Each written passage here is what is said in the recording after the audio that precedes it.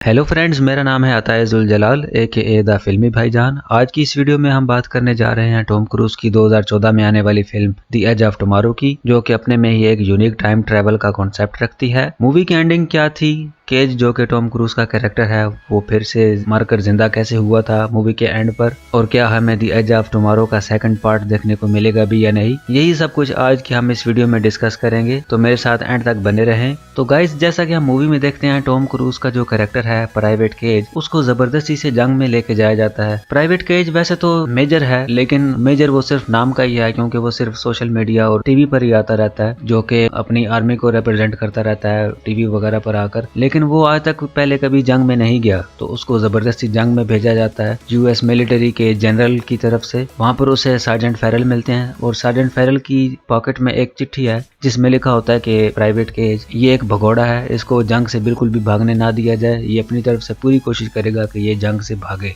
उसको जैसे जैसे करके जबरदस्ती करके जंग में भेजा जाता है। वहां पर उसकी लड़ाई होती है कुछ एलियन से। अब इस मूवी में दिखाए गए टाइम ट्रेवल को समझने के लिए हमें इस मूवी में दिखाए गए एलियंस को समझना पड़ेगा। ये एलियंस इतने शातिर होते हैं और इस तरह से प्लानिंग करते हैं कि इंसानों को यही लगना चाहिए कि जीत उन्हीं की हो रही है, लेकिन असल में तो बाजी ये एलियंस जीत जाते हैं। फिल्म में 3 तरह के एलियंस दिखाए गए हैं। पहला है मिमिक, जो कि साइज में जरा छोटा होता है और इसका कलर होता है रेड। इनको मारना भी काफी हद तक आसान होता है। दूसरा है अल्फा, जो कि ब्लू कलर का होता है। ये मिमिक से काफी हद तक बड़ा होता है और इसको मारना काफी मुश्किल भी होता है। और नंबर 3 पर आता है ओमेगा, जिसको राउंड शेप का दिखाया गया है इस मूवी के अंदर, और इसके अराउंड में किसी फ्लावर की पेटल्स की तरह एक प्रोटेक्शन होती है जो कि ओपन और बंद होती है, और इसके सेंटर में होता है इसका कोर। और ओमेगा अक्सर अपने आप को सीक्रेट प्लेसेस पर छुपा कर रखता है और वहां से ये अल्फाज और मिमिक्स को कंट्रोल करता है। जब प्राइवेट केज पहली दफा जंग पर लड़ने के लिए जाता है तो वो वहां पर देखता है रीटा वर्टास्की को। रीटा वर्टास्की जो कि एक सीनियर फाइटर है और वो एलियंस के साथ लड़ने में काफी ज्यादा एक्सपर्ट भी है। रीटा का ध्यान जैसे ही केज की तरफ होता है तो वो एक एलियन अटैक में ही वहां पर मारी जाती है और प्राइवेट केज वहां पर कुछ नहीं कर पाता। और इसी तरह लड़ते लड़ते प्राइवेट केज एक मिमिक को मारता है। उसके बाद एक अल्फा उस पर अटैक करने लगता है। प्राइवेट केज स्क्वाड में आए हुए एक साथी का बॉम्ब उठाकर अपनी चेस्ट पर रख लेता है। जैसे ही वो अल्फा प्राइवेट केज पर लपकता है, प्राइवेट केज और वो अल्फा उस बम से उड़ जाते हैं और हम देखते हैं कि उस अल्फा का जो ब्लड है, जो कि उसका गू है, वो लगता है प्राइवेट केज के ब्लड के साथ। और हम देखते हैं कि प्राइवेट केज फौरन उठ खड़ा होता है और जो कुछ भी हो चुका था वो उसके लिए एक ड्रीम होता है, लेकिन वो ये रियलाइज करता रहता है कि ये सब कुछ मेरे साथ पहले हो चुका है। बार बार उसी दिन को जीते हुए वो रियलाइज करने लगता है कि वो एक लूप में फंस चुका है। जैसे ही वो मरता है और दोबारा से उसी जगह से उठता है जहां पर वो पहली दफा सार्जेंट फेरल को मिला था, तो ये सारी सिचुएशन उसके लिए बहुत ही अजीब हो जाती है। अब बार बार रीटा को मरते हुए देखकर वो उसके साथ इमोशनली अटैच होने लगता है और नेक्स्ट टाइम के लिए वो ये ठान लेता है कि जब भी अब वो उठेगा वो सबसे पहले जाकर रीटा वर्टास्की को बचाएगा। लेकिन ऐसा नहीं हो पाता, वो फिर भी काफी दफा नाकाम होता है। लेकिन एक दफा वो कामयाब हो जाता है उसको बचाने में और उसको जाकर मिलता है और उससे कहता है हमें यहाँ से भागना चाहिए, हमें ब्रिज की तरफ जाना चाहिए। लेकिन रीटा वर्टास्की समझ जाती है कि इसके पास जरूर कोई ऐसी पावर आ चुकी है कि ये हमारी हेल्प कर सकता है। तो रीटा वर्टास्की उसको कहती है कि जब भी तुम अब उठोगे तो मुझे बेस में ढूंढ कर जरूर मिलना। इतने में बॉम्ब फट जाता है। रीटा वर्टास्की और प्राइवेट केज वहां पर ही मर जाते हैं और हम देखते हैं कि प्राइवेट केज दोबारा से उठ खड़ा होता है उसी बेस पर।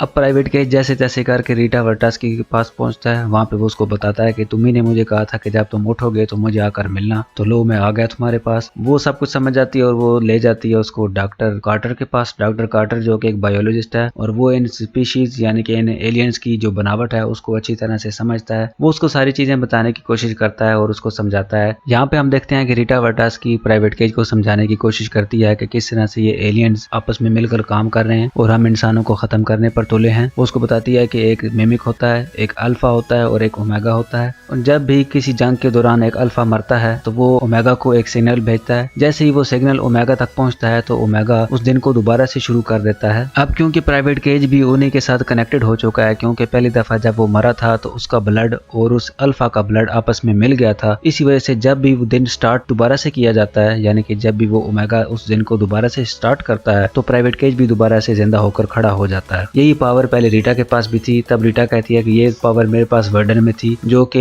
एक दफा जब मुझे ज्यादा चोट लगी थी, मैं घायल हो चुकी थी, घायल होने के बाद मुझे किसी और का ब्लड लगा दिया गया, जिसकी वजह से ये पावर मेरे से चली गई। अब ये पावर तुम्हारे पास है। लेकिन वो उससे ये भी कहती है कि तुम्हें हो सकता है एक सपना है, उस सपने के अंदर ही तुम्हें ओमेगा की लोकेशन मिलेगी, हमें उसी लोकेशन पर जाकर ओमेगा का काम तमाम करना होगा। तो क्या तुम्हें अब तक कोई ऐसा सपना आया जिसमें तुमने ओमेगा को देखा हो? वो इससे इनकार कर देता है और इस सारी सिचुएशन को रियलाइज नहीं कर पाता और ऑब्सेस होने लगता है। वेल प्राइवेट केज जल्दी समझ जाता है कि वो इस सिचुएशन से नहीं निकल सकता। रीटा वर्टास्की के पास आता है बार बार। रीटा वर्टास्की उसको बार बार ट्रेन करती है, उसको उन एलियंस के साथ लड़ने को सिखाती है। जहाँ हम देखते हैं कि जैसे ही वो घायल होता है तो रीटा वर्टास्की उसको बार बार मारती रहती है। ये एक बहुत ही कमाल का सीन था जो आज तक पहले हमने इस तरह कभी नहीं देखा। और ये जो कॉन्सेप्ट है टाइम ट्रेवल का, इससे पहले भी हमने ये किसी मूवी में नहीं देखा। वेल आगे हम बढ़ते हैं तो हमें पता चलता है कि प्राइवेट केज को सपना आने लगता है जिसमें रशिया के अंदर कोई डैम है, उस डैम के अंदर ओमेगा कहीं छुपा बैठा है। वो ये देखकर फौरन जाता है रीटा वर्टास्की और डॉक्टर कार्टर के पास। तो वो लोग प्लान करते हैं कि हमें वहां पर जाकर उस एलियन का काम तमाम कर देना चाहिए। ओमेगा जैसे ही मरेगा तो ये सारा काम तमाम हो जाएगा। रीटा वर्टास्की और प्राइवेट केज बहुत ही प्लानिंग करके काफी मुश्किल से रशिया तक पहुंचते हैं जहां पर वो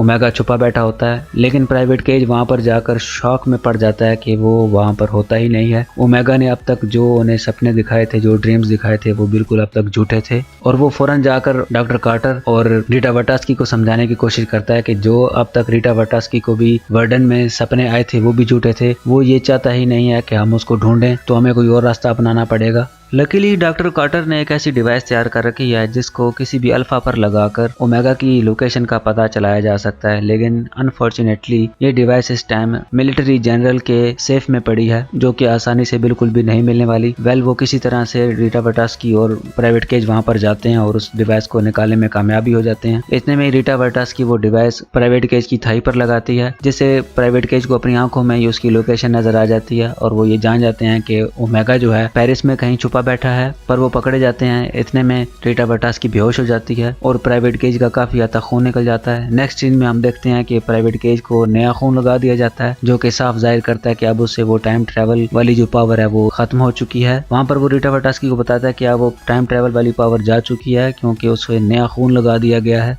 वेल रीटा वर्टास्की भी बहुत परेशान होती है ये सुनकर। वेल वो आगे बढ़ते हैं और प्लान करते हैं कि हमें ओमेगा को ढूंढना ही है, हमें उसे जल्द खत्म करना होगा। प्राइवेट केज उसी स्क्वाड के पास जाता है, उनको समझाने की कोशिश करता है कि तुम लोग मेरी हेल्प करो, हमारे साथ ऐसा ऐसा हो रहा है, हम लोग ही हैं जो इस सारी जंग को खत्म कर सकते हैं। वेल जैसे ही रीटा वर्टास्की वहां पर जाती है तो वो उसको देखकर सब खुश हो जाते हैं, तो वो इस चीज को एक्सेप्ट कर लेते हैं कि हम लोग सब जंग में जाएंगे और तुम्हारा साथ देंगे। वेल ऐसा ही होता है। हम देखते हैं कि सब लोग जंग में लड़ने के लिए जाते हैं। जैसे तैसे करके अंडर वाटर में ओमेगा छुपा बैठा होता है। प्राइवेट केज पानी के अंदर जंप लगा देता है और बहुत सारे जो हैंड ग्रेनेड्स हैं उनकी पिन्स निकालकर उस बॉम्ब का जो बैग होता है वो ओमेगा के कोर में फेंक देता है। इतने में उसको एक अल्फा पीछे से वार करता है। जैसे हम देखते हैं कि उसके चेस्ट में एक होल हो जाता है और वो वहां पर मर जाता है। जैसे ही वो बॉम्ब फटता है हम देखते हैं कि वो प्राइवेट केज और ओमेगा वहां पर ही मर जाते हैं। और मूवी के थोड़ा सा एंड पर हमें दिखाया जाता है कि प्राइवेट केज का जो बॉडी है वो टच होता है ओमेगा के कोर के साथ। जैसे ही वो ओमेगा के कोर के साथ कनेक्ट होता है और जो ओमेगा का जो गू है वो दोबारा से मिलता है प्राइवेट केज के ब्लड के साथ, जिससे वो दोबारा से जिंदा हो जाता है और उसी जगह से उठता है जब वो पहली दफा सार्जेंट फेरल को मिला था। यहाँ पर हमें दिखाया जाता है कि वॉर जो है अब एंड हो चुकी है। वही मिलिट्री जनरल जिसने प्राइवेट केज को मूवी के स्टार्ट में प्राइवेट केज को जबरदस्ती भेजा था कि जाओ तुम जंग पर जाओ और सारी फुटेज रिकॉर्ड करके लाना, वही टीवी पर बता रहा होता है कि जंग जो है अब खत्म हो चुकी है, हम लोग अपनी मिलिट्री जो है वो हम पीछे हटा रहे हैं, सारे स्क्वाड वापस आ रहे हैं। वेल अब ये क्या हुआ था मूवी के एंड पर, मेरी समझ में तो यही आया है कि ये दोबारा से उन एलियंस की एक नई चाल है। अब अगर वो ओमेगा मर गया था तो प्राइवेट केज दोबारा से जिंदा क्यों हुआ? यहाँ पर मुझे